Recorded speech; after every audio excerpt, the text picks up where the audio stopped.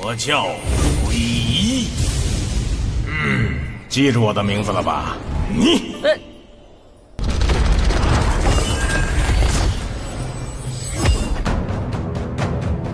Kembali lagi bersama Bang Jago. Seperti biasa Mimin selalu mendoakan kalian semoga selalu dalam keadaan sehat dan dalam kondisi terbaik ya. Di video kali ini Mimin akan menceritakan sebuah donghua series dari Supreme Emperor. Dan bagi kalian yang mungkin baru gabung, Mimin saranin untuk nonton bagian sebelumnya dulu, linknya ada di deskripsi. Tak berlama-lama langsung saja kita masuk ke isi ceritanya.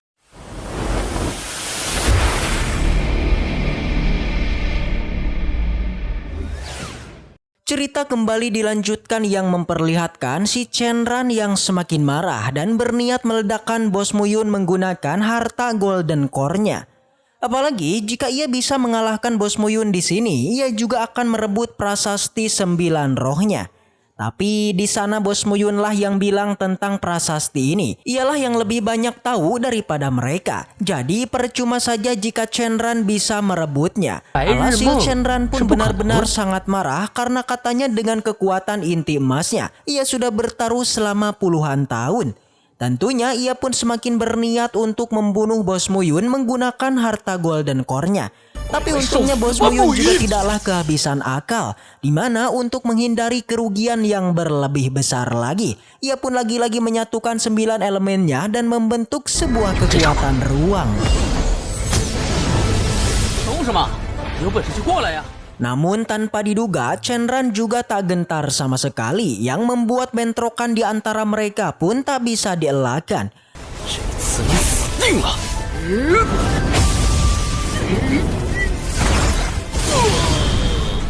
Yang sudah jelas, Bos Muyun berhasil memenangkan bentrokan itu dan membuat Shenran lah yang menerima luka yang parah. Bahkan ia pun juga langsung dinyatakan kalah. Tapi di sana Shenran masih menolak mengakuinya. Bahkan sebagai jenius dari Gunung Xuankong, ia juga tak rela dikalahkan oleh Bos Muyun. Namun tak bisa dipungkiri bentrokan barusan memberikan dampak yang sangat besar. Di mana tak butuh waktu yang lama, Shenran pun harus mengembuskan napas terakhirnya. Jelas, Bos Muyun yang memang masih belum puas akan bertarung, ia pun juga sedikit mengeluh. Tapi menyadari kalau Pei Yang dan Baiji yang masih belum selesai, bos kita juga sedikit bertanya-tanya. Sampai menyadari kalau tempat ini dipenuhi oleh kilat dan petir, Bos Muyun berniat memanfaatkannya untuk menyempurnakan pengumpulan 9 elemennya. Yang pada akhirnya tanpa basa-basi lagi Bos Muyun mencoba menyempurnakannya. Yang tanpa diduga hal ini benar-benar sangat efektif. Bahkan garis darah milik Bos Muyun perlahan juga menguat. Sontak Jusian lah yang menjelaskan kalau 9 elemen ini saling berkaitan satu sama lain. Tapi karena pemahaman garis darah Bos Muyun yang cukuplah buruk, kemungkinan akan menghambat pertumbuhan dari 9 atribut elemennya. Namun keuntungannya selama 9 elemennya mau saling merangsang, hal itu juga sangatlah bermanfaat dan bisa membantu Bos Muyun dalam memahami garis darahnya. Yang pada akhirnya Bos Muyun pun menyelesaikan meditasinya dan mengajak Jusian untuk mengobrol. Di sana terlihat wujud asli Jusian sudah menjadi seekor naga yang kecil. Tak hanya itu, Jusian juga mengatakan kalau sebenarnya ada teknik yang lebih kuat lagi daripada 9 elemen di dalam gulungan ini. Tapi tentunya bisa mendapatkannya ataukah tidak itu tergantung dengan Bos Muyun sendiri. Bahkan jika Bos Muyun bisa melewati ujian dan larangan dari gulungan ini, maka semua harta di sana pasti akan jadi miliknya. Sontak Bos Muyun yang penasaran, ia pun menanyakan soal ujian tersebut. Namun Jusian malah bilang setiap harta dan benda yang Bos Muyun butuhkan, ia bisa membantu menemukannya di dalam gulungan ini. Tapi jika ingin mendapatkannya secara permanen, Bos Muyun harus membuka larangannya terlebih dahulu. Di mana cara membuka larangan itulah yang disebut sebagai ujiannya. Awalnya Bos Muyun yang mendengarnya, ia mencoba membujuk Jusian untuk menggunakan jalur orang dalam aja dalam mendapatkan harta-hartanya. Di mana Bos Muyun menyuruh Jusian lah yang mengambil harta-harta di sana. Dengan begitu ia pasti bisa mencapai ke ranah immortal dan kembali lagi ke ribuan dunia kecil serta menguasai alam semesta. Tentunya Bos Muyun juga menjanjikan kalau ia juga pasti akan membantu Jusian. Sayangnya, impian tersebut seketika langsung terkubur karena Jusian menolaknya mentah-mentah. Di sana Jusian hanya bilang kalau semuanya masih tergantung dengan bos Muyun itu sendiri. Dimana selama bos kita bisa membuka larangannya, maka ia bisa membantunya dalam mengambil harta-hartanya.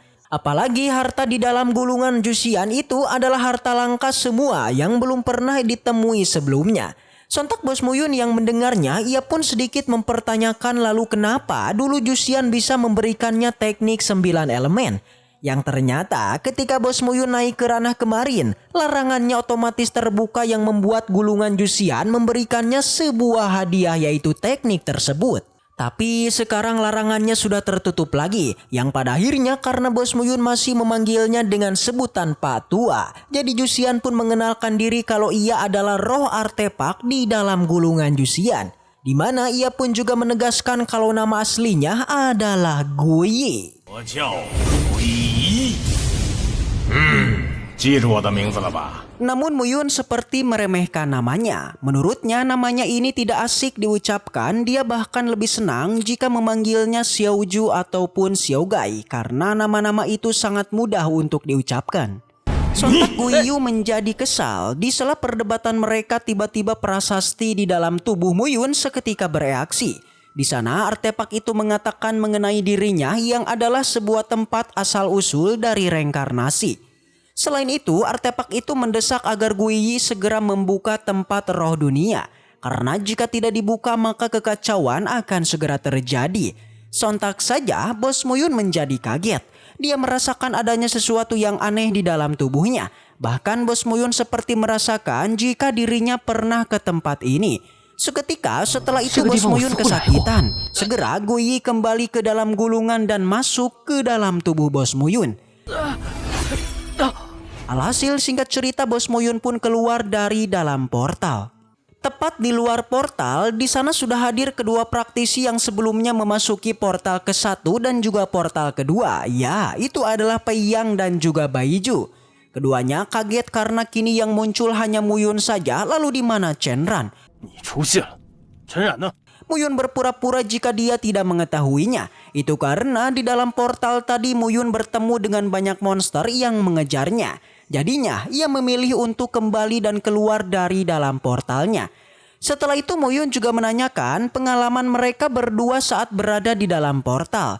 Muyun penasaran tentang bagaimana keduanya bisa keluar dari dalam portal. Tentu saja keduanya sama dengan bos Muyun. Mereka bertemu dengan beberapa monster. Jadinya mereka berdua melarikan diri dan keluar dari dalam portalnya. Jelas pengakuan tersebut Muyun mengira merupakan kebohongan. Karena di dalam portal Muyun sama sekali tidaklah menemukan monster. Begitupun dengan kedua orang ini, mereka hanya mengatakan sesuatu yang sama dengan bos Muyun. Supaya tidak dianggap berbohong. Setelah itu Pei Yang kemudian mengira-ngira letak harta karun di sini. Dia sangat yakin dan mengira jika di dalam sini pasti ada harta karunnya. Namun untuk mendapatkannya mereka harus bekerja keras dan mengenai siapakah yang mendapatkannya itu tergantung dari kerja keras mereka. Segera setelah itu muncullah sebuah formasi di tengah-tengah mereka. Dari dalam formasi itu muncul sebuah portal berbentuk bola yang disinyalir di dalamnya ada letak harta karunnya. Pei Yang bertanya kepada Baiju apakah selama dia berada di Gunung Xuankong dirinya pernah melihat portal seperti ini. Ternyata selama ribuan tahun para sepuh Gunung Xuankong sama sekali belum pernah menemukan portal seperti ini. Yang bahkan Baiju sendiri baru pertama kali melihatnya dan bertanya-tanya kenapa benda seperti ini muncul di sini. Dikatakan untuk memasuki ke dalam reruntuhan naga kuno itu hanyalah seorang praktisi yang berumur di bawah 100 tahun saja. Yang tentu saja para sepuh Gunung Xuankong sudah berumur hingga 1000 tahun yang hal itu mereka tidak bisa masuk ke dalam reruntuhan naga kuno. Dari sana bos Muyun sedikit mewaspadai tentang kedua orang ini yang ranahnya lebih tinggi darinya. Di mana kedua orang ini telah memasuki ranah tubuh abadi, yakni ranah tubuh abadi terbagi menjadi beberapa bagian. Tingkat pertama adalah Dao Jindan, tingkat kedua adalah Dao Qi bawaan, tingkat ketiga adalah tubuh emas abadi, lalu tingkat keempat adalah alam hidup, dan kelima adalah umur panjang, sementara keenam adalah tubuh abadi. Dan Pei Yang dan Baiju merupakan praktisi yang sudah masuk ke tingkat alam abadi tingkatan ke-6. Dikatakan jika seorang praktisi memasuki tingkatan ke-7, maka dia bisa mengubah jiwa mereka menjadi bersih seperti lahir. Lalu jika masuk ke tingkat 8 maka bisa mengontrol kekuatan ruang, sementara tingkat 9 bisa mengontrol waktu. Adapun tingkatan terakhir adalah tingkat 10 yang dinamakan alam Yusian, di mana tingkat 10 ini merupakan satu langkah terakhir untuk menjadi immortal. Yang jelas saja, Guiyu menyuruh Bos Muyun untuk bekerja keras dalam mencapainya. 必须得尽快努力了啊！ Hal itu dikarenakan Bos Muyun memiliki pengetahuan dan pengalaman yang luas. Maka untuk kultivasi Bos Muyun harus memulainya lagi dari awal lagi. Di sana Baiju mengatakan jika dia sebelumnya pernah mendengar eksistensi Muyun. Dia sangat kaget dengan kecepatan kultivasi Muyun yang sungguhlah cepat. Karena normalnya seorang praktisi agar bisa naik ranah biasanya membutuhkan waktu 10 hingga 100 tahunan. Tapi Bos Muyun hanyalah membutuhkan waktu yang singkat saja untuk menaiki ranahnya dari pribulu tingkat 1 ke tingkat 3. Sebelum memasuki portal tersebut, baik Pei Yang dan Baiju seperti meremehkan Muyun. Yang bahkan keduanya menyuruh Muyun untuk melakukan persiapan saat masuk ke dalam portalnya.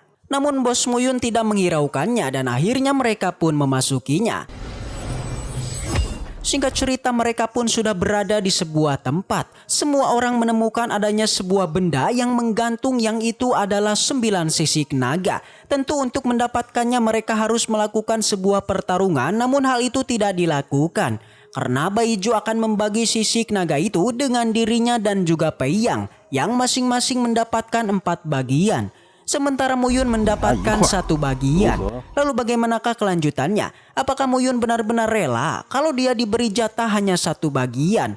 Karena ceritanya sudah usai, maka Mimin pamit undur diri dengan sebuah kata pamungkas. Baiklah, mungkin segitu aja untuk pembahasan kali ini.